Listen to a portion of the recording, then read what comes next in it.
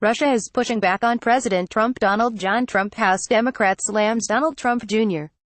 for serious case of amnesia after testimony. Skier Lindsey Vonn, I don't want to represent Trump at Olympics. Poll, 4 in 10 Republicans think senior Trump advisors had improper dealings with Russia. Moore's newly rolled out national security strategy, describing the policy as imperialist in nature, Reuters reported. A quick read of the parts of the strategy that mention our country one way or another shows an imperialist character, Kremlin spokesman Dmitry Peskov told reporters Tuesday. He added that the approach exhibits an unwillingness to give up the idea of a unipolar world, moreover, an insistent unwillingness, disregard for a multipolar world. The remarks come after Trump, in a policy release, said the U.S. could face confrontations with revisionist powers like Russia and China that are working against U.S.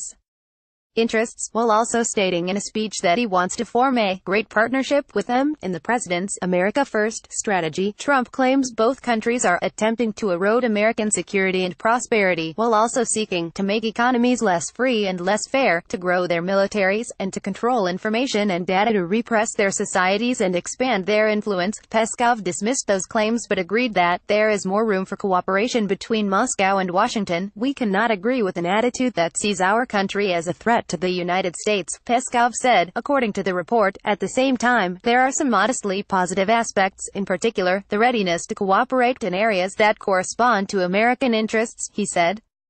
The Chinese government on Tuesday also slammed the strategy, calling it selfish, and warning that advocating rivalry between the U.S.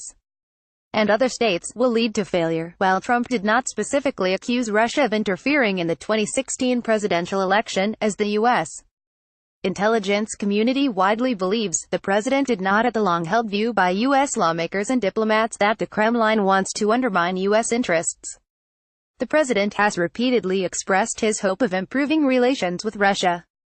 Earlier this week, Russian President Vladimir Putin called Trump to thank him and the CIA for sharing intelligence that helped prevent a terrorist attack from taking place in St. Petersburg, a call Trump touted during his Monday speech. A federal investigation led by special counsel Robert Mueller as well as several other congressional committees are independently investigating whether Trump campaign aides colluded with Moscow during the election.